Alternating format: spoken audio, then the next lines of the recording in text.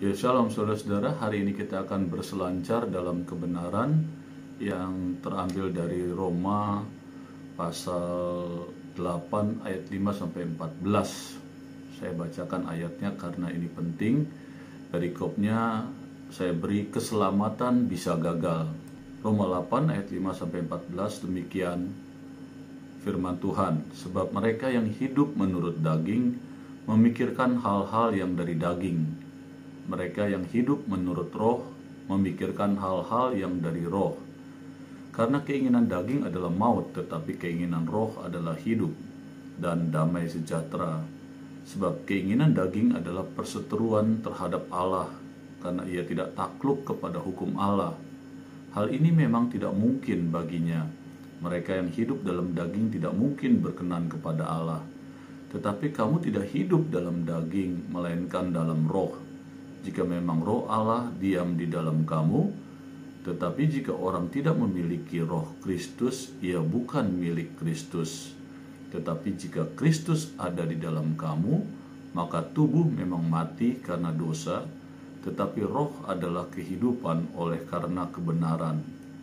Dan jika roh Dia yang telah membangkitkan Yesus dari antara orang mati diam di dalam kamu, maka Ia yang telah membangkitkan Kristus Yesus dari antara orang mati akan menghidupkan juga tubuhmu yang fana itu oleh rohnya yang diam di dalam kamu. Jadi saudara-saudara, kita adalah orang berhutang, tetapi bukan kepada daging supaya hidup menurut daging. Sebab jika kamu hidup menurut daging, kamu akan mati. Tetapi jika oleh roh kamu mematikan perbuatan-perbuatan tubuhmu, kamu akan hidup. Semua orang yang dipimpin roh Allah adalah anak Allah. Nah, saudara-saudara, di dalam ayat ini dijelaskan bagaimana saya akan menguraikan tentang judul keselamatan bisa gagal. Paulus menguraikan dua golongan orang, mereka yang hidup menurut daging berdasarkan Roma 8 ayat 5 sampai 14 ini. Mereka yang hidup menurut daging, tabiat berdosa, dan mereka yang hidup menurut roh. Nah, saudara-saudara, hidup menurut daging itu berarti mengingini, menyenangi, memperhatikan, dan memuaskan keinginan tabiat manusia berdosa. Ini meliputi bukan saja kedursilaan, seksual, perzinahan, kebencian, kepentingan diri sendiri, kemarahan, dan sebagainya. Nah, di dalam Galatia 5 ayat 19 ini penjelasannya lebih rinci, saudara. Ayat 19 berkata demikian, perbuatan daging telah nyata, yaitu percabulan, kecemaran, hawa nafsu, penyembahan berhala, sihir, perseteruan, perselisihan, iri hati, amarah, kepentingan diri sendiri, percederaan, roh pemecah, kedengkian, kemabukan, pesta pora, dan sebagainya. Terhadap semuanya itu, kuperingatkan kamu, seperti yang telah kubuat dahulu, bahwa barang siapa melakukan hal-hal yang demikian, ia tidak akan mendapat bagian dalam kerajaan Allah. Jadi demikian, saudara, di dalam Roma pasal 5 ayat 19 sampai dengan ayat yang ke-21. Tetapi juga, saudara, percabulan, pornografi, obat bius, kesenangan mental dan emosional, dari adegan seksual dalam sandiwara, buku, TV, atau bioskop, dan sejenisnya. Nah, sekarang kita belajar mengerti tentang hidup menurut roh. Hidup menurut roh ialah mencari dan tunduk kepada pimpinan dan kemampuan Roh Kudus dan memusatkan pikiran pada hal-hal dari Allah. Mustahil, saudara, untuk mengikuti hukum daging dan pimpinan roh pada saat yang bersamaan. Di dalam Roma 8 ayat 7 dan 8 dikatakan demikian, sebab keinginan daging adalah perseteruan terhadap Allah, karena ia tidak takluk kepada hukum Allah. Hal ini memang tidak mungkin baginya. Mereka yang hidup dalam daging tidak mungkin berkenan kepada Allah. Kita lihat di dalam Galatia 5 ayat 17-18 yang ayatnya sudah kita baca tadi, tapi saya baca kembali. Dikatakan demikian, sebab keinginan daging berlawanan dengan keinginan roh, dan keinginan roh berlawanan dengan keinginan daging. Karena keduanya bertentangan, sehingga kamu setiap kali tidak melakukan apa yang kamu kehendaki. Akan tetapi jikalau kamu memberi dirimu dipimpin oleh roh, maka kamu tidak hidup di bawah hukum Taurat. Jikalau seorang gagal melawan keinginan dosa dengan pertolongan roh, dan sebaliknya hidup menurut daging, nah, di dalam Roma 8 ayat 13 dijawab demikian. Sebab jika kamu hidup menurut daging, kamu akan mati. Tetapi jika oleh roh, kamu mematikan perbuatan-perbuatan tubuhmu, kamu akan hidup. Dia menjadi seteru Allah, saudara. Ya, di dalam Roma 8 ayat 7 dikatakan demikian. Sebab keinginan daging adalah perseteruan terhadap Allah. Jadi, karena ia tidak takluk, saudara, kepada hukum Allah. Hal ini memang tidak mungkin baginya. Nah, di dalam Yakobus 4 ayat 4 juga berkata demikian. Hai kamu orang-orang yang tidak setia, tidakkah kamu tahu bahwa persahabatan dengan dunia adalah permusuhan dengan Allah?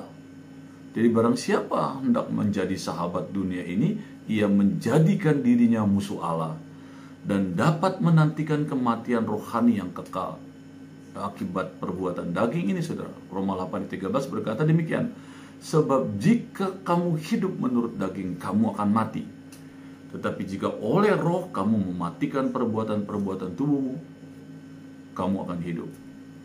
Jadi mereka yang terutama mengasihi dan memperhatikan hal-hal dari Allah dalam hidup ini dapat mengharapkan hidup yang kekal, saudara, dan hubungan dengan Allah. Nah, di dalam Roma 8 dijelaskan, saudara, demikian ayat 10 sampai dengan ayat yang ke-16. Tetapi jika Kristus ada di dalam kamu, maka tubuhmu memang mati karena dosa, tetapi roh adalah kehidupan oleh karena kebenaran.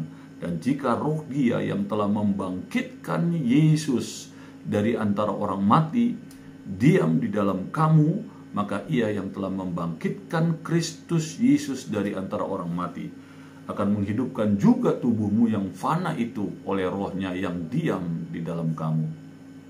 Nah, Paulus menekankan perlunya peperangan terus-menerus, ya, terhadap segala yang akan membatasi karya Allah dalam hidup kita, saudara. Jadi kita harus terus-menerus, saudara, ya, berusaha untuk hidup di dalam kehendak Tuhan.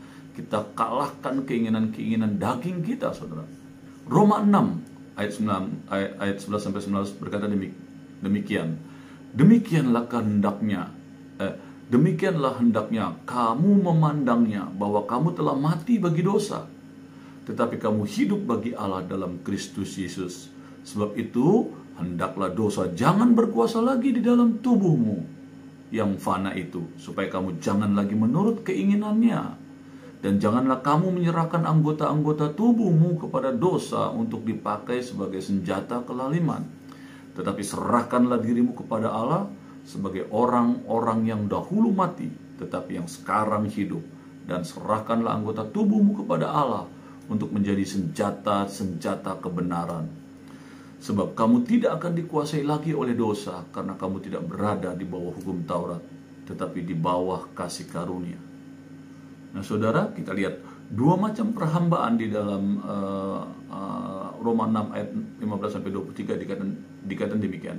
Jadi bagaimana? Apakah kita akan berbuat dosa karena kita tidak berada di bawah hukum Taurat, tetapi di bawah kasih karunia? Sekali-kali tidak. Apakah kamu tidak tahu bahwa apabila kamu menyerahkan dirimu kepada seseorang sebagai hamba untuk mentaatinya, kamu adalah hamba orang itu yang harus kamu taati, baik dalam dosa yang memimpin kamu kepada kematian, maupun dalam ketaatan yang memimpin kamu kepada kebenaran. Tetapi syukurlah kepada Allah, dahulu memang kamu hamba dosa, tetapi sekarang kamu dengan segenap hati telah mentaati pengajaran yang telah diteruskan kepadamu. Kamu telah dimerdekakan dari dosa dan menjadi hamba kebenaran. Aku mengatakan hal ini secara manusiawi, secara manusia, karena kelemahan kamu. Sebab sama seperti kamu telah menyerahkan anggota-anggota tubuhmu menjadi hamba kecemaran dan kedurhakaan yang membawa kamu kepada kedurhakaan. demikian hal kamu sekarang harus menyerahkan anggota-anggota tubuhmu menjadi hamba kebenaran yang membawa kamu kepada pengudusan. Kenapa demikian, saudara? Karena dosa senantiasa berusaha untuk berkuasa atas kita. Ya, saudara, pertempuran rohani ini, saudara, sekalipun diarahkan kepada iblis dan bala kekuatannya, di dalam Efesus 6 ayat 12 dikatakan demikian, terutama terarah kepada hawa nafsu, saudara, dan keinginan tabiat berdosa ini. Ya, ayat-ayatnya tuh luar biasa di Galatia 5 ayat 16 sampai 21 yang tadi saya sudah bacakan bagi saudara. Di dalam Yakub 4 juga ayat 1 dan seterusnya.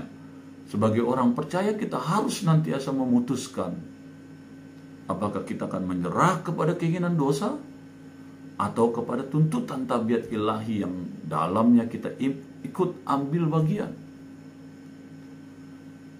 Yang kedua, akibat kegagalan untuk mematikan perbuatan-perbuatan tubuh ialah kematian rohani dan hilangnya warisan dalam kerajaan Allah. Perkataan kamu akan mati berarti bahwa orang Kristen dapat berpindah dari kehidupan rohani kembali ke kematian rohani. Demikian hidup Allah yang diterima pada saat lahir baru, saudara, di dalam Yohanes 3 ayat 3 sampai 6. Itu dapat dipadamkan di dalam jiwa orang percaya yang menolak untuk mematikan